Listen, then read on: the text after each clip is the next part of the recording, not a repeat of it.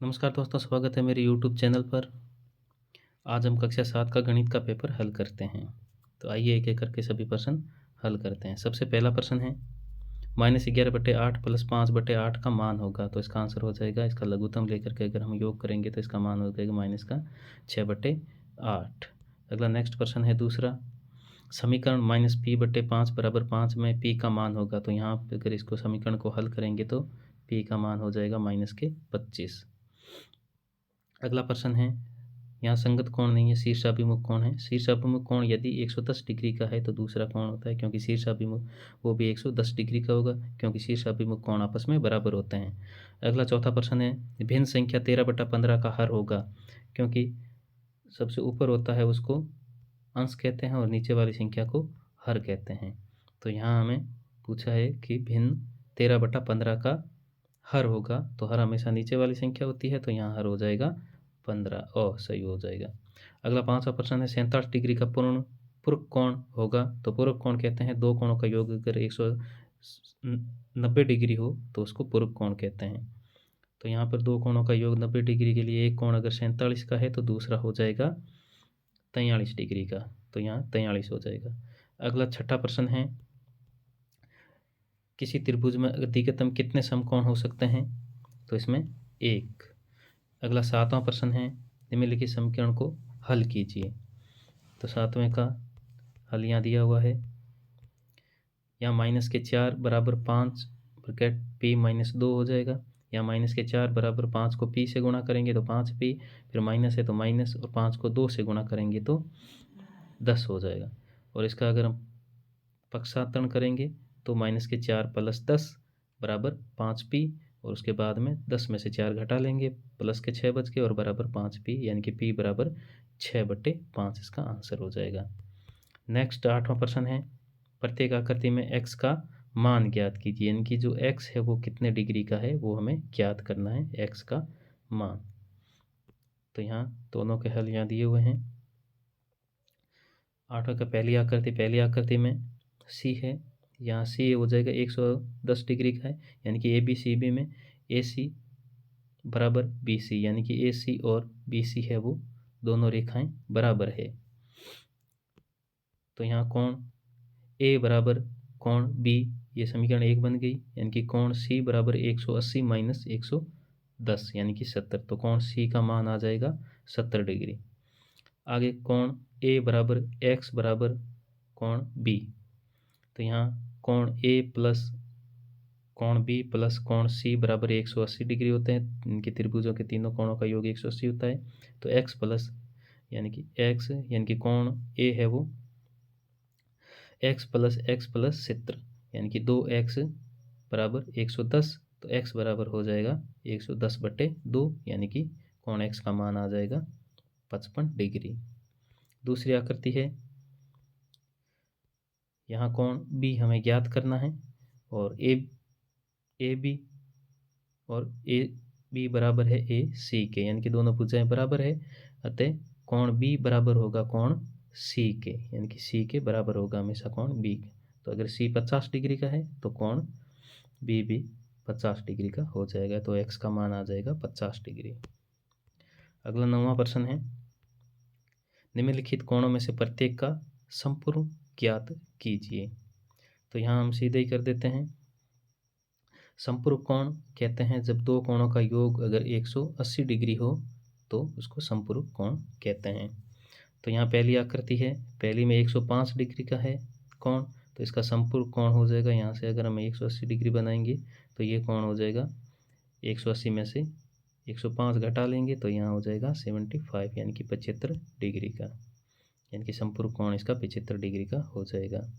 अगला नेक्स्ट दूसरी आकृति है, अगर एक कोण 87 डिग्री का है तो दूसरा कोण हो जाएगा, यानी कि 180 में से हम 87 घटा देंगे, तो इसका आंसर 10 में से 3, और यहाँ पर 7, 17 में से 8 के पीछे बचे 9, यानी कि 93 डिग्री का। अगला है 154, तो 154 का समपूरक कोण हो जाएगा 180 में से 54 हम माइनस कर देंगे, तो इसका आंसर हो जाएगा 10 में से 4 गए, पीछे बचा 6, यहाँ 7 में से 5 गए, पीछे बचा 2, 1 में से 1 0, यानी कि यहाँ हो जाएगा 26 डिग्री। तो इसका हो जाएगा 26 डिग्री संपूरक कोण।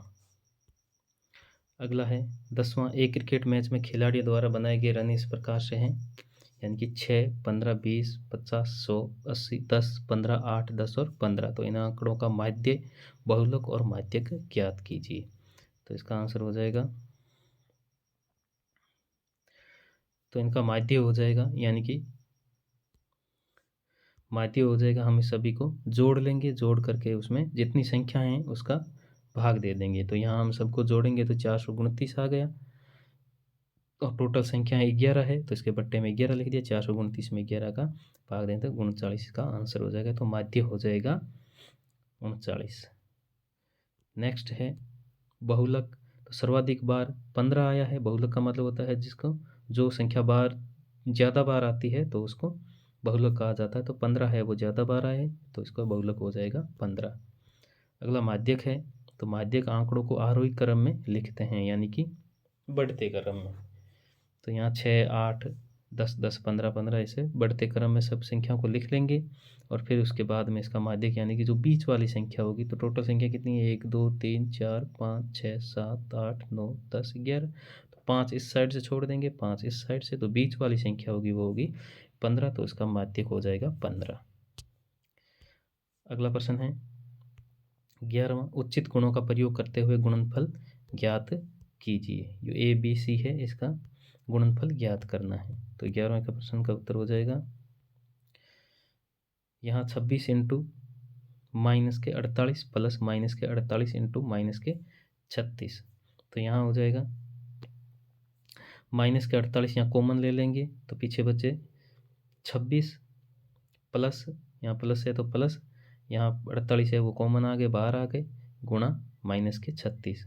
तो इसको माइनस के 48 बाहर है, यहाँ इस ब्रैकेट को हम हल करेंगे तो इंटू ये माइनस के 10 बच जाएंगे, और माइनस 48 को माइनस 10 से गुणा करेंगे तो प्लस के 480 आ जाएंगे। ये हो जाएगा आंसर। 11वें का दूसरा है -41 इंटू 102। तो -41 41 रहने दो, उसके बाद में हम 100 को 102 को हम 100 प्लस 2 भी लिख सकते हैं। तो यहाँ 100 प्लस 100 प्लस 2 लिख दिए, उसके बाद में इसको गुणा कर लेते हैं, -41 इंटू 100 प्लस माइनस के 41 इंटू 2। तो यहाँ हो जाएगा -4100 प्लस माइनस के 82। तो यहाँ हो जाएगा -4182।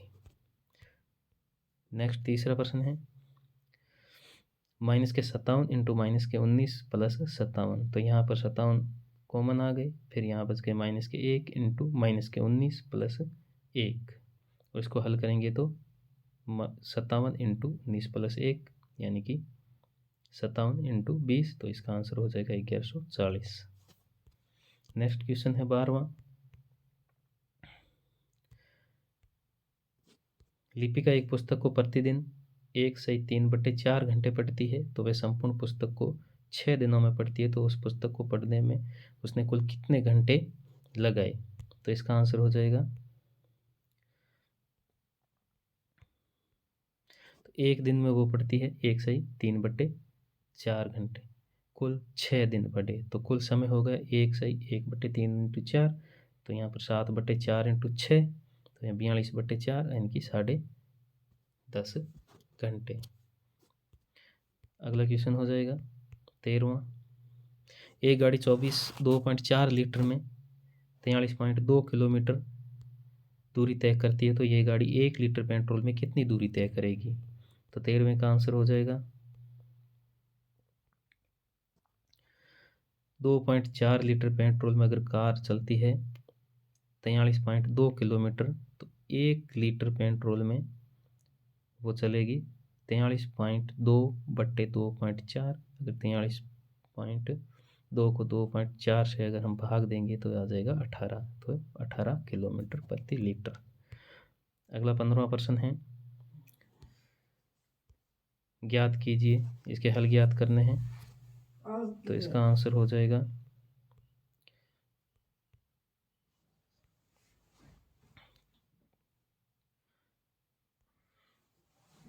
15वें का 0.3 इंटू 10 इसका आंसर 3 हो जाएगा। 1.2 इंटू 100 इसका आंसर 120 हो जाएगा। 1/2 प्लस 7/3 तो इसको लघुत्तम लेकर के हम जोड़ेंगे तो 17/6 हो जाएंगे। उसके बाद इसी प्रकार 5 हो जाएगा। 235.4 भाग देना 1000 का तो 0.2354 आ जाएंगे। 27/15 में अगर हम भाग 5/9 का देंगे तो इसका आ जाएगा 27/15 है। अगर हम इसको भाग देना है बट्टे की संख्या, अगर बट्टे की संख्या को भाग देते हैं तो इसको गुणा में करके हम इसको उल्टा कर देते हैं, यानी कि 5/9 है तो 9/5 हो जाएगा। अब इसको हम सीधे गुणा कर लेते हैं तो 243/75 हो जाएगा। अगला छठा है 15.5 में भाग देंगे 5 का तो 15.5/5 तो इसका हो जाएगा 3.1। नेक्स्ट प्रश्न है 14वां प्रश्न, यानी 14वां प्रश्न छूट गया था। 14वें का हल हो जाएगा समपूरक कोण। समपूरक कोण उस कोण को कहते हैं जिसका योग 180 डिग्री होता है। दूसरा है पूरक कोण, तो पूरक कोण कहते हैं दो कोणों का योग अगर 190 डिग्री है तो उसको पूरक कोण कहते हैं। इसी प्रकार से रेखिक कोण हो जाएगा समपूरक कोण, तो जब दो कोणों का योग 180 डिग्री होता है तो उसको रेखिक कोण कहते हैं। पूरक कोण 90 डिग्री होते हैं, दो कोणों का योग तो 90 डिग्री के पूरक कोण कहते हैं। रेखिक कोण अगर 180 डिग्री का कोण होता है उसको रेखिक कोण कहते हैं। और उसके बाद में है तिर्यक रेखाएं, जब दो समांतर या असमांतर रेखाओं को जब एक अन्य रेखा उसको काटती है तो उस काटने वाली रेखा को तिर्यक रेखा कहते हैं। और उसके बाद में प्रतिच्छेदी रेखा, तो प्रतिच्छेदी रेखा जब दो रेखाएं एक दूसरे को काटती है तो उस एक दूसरी रेखाओं को प्रतिच्छेदी रेखा कहा जाता है। इसी प्रकार अगला होगा 16वां, दिए गए त्रिभुजों में x का मान ज्ञात करना है तो इसका आंसर हो जाएगा पहली आकृति में यानी कि ये 70 डिग्री का है, ये 40 डिग्री का है। और आपको पता ही है कि तीनों त्रिभुज के तीनों कोणों का योग 180 डिग्री होता है। तो अगर 70 और 40 को हम जोड़ेंगे तो हो जाएगा 110। तो 110 180 में से अगर 110 घटा लेंगे तो यहाँ हो जाएगा 70 डिग्री। तो x का मान आ जाएगा 70 डिग्री।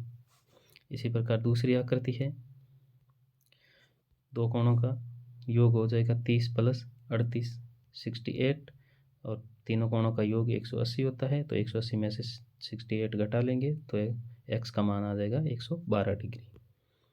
तीसरी आकृति है, तीनों कोणों का योग 180 होता ही है तो 40 और 60 को हम जोड़ लेंगे और 180 में से घटा देंगे। 30 और 40 और 60 हो जाएंगे 100 और 180 में से 100 घटाएंगे तो पीछे बचेंगे 80। तो इसका आंसर हो जाएगा 80 डिग्री।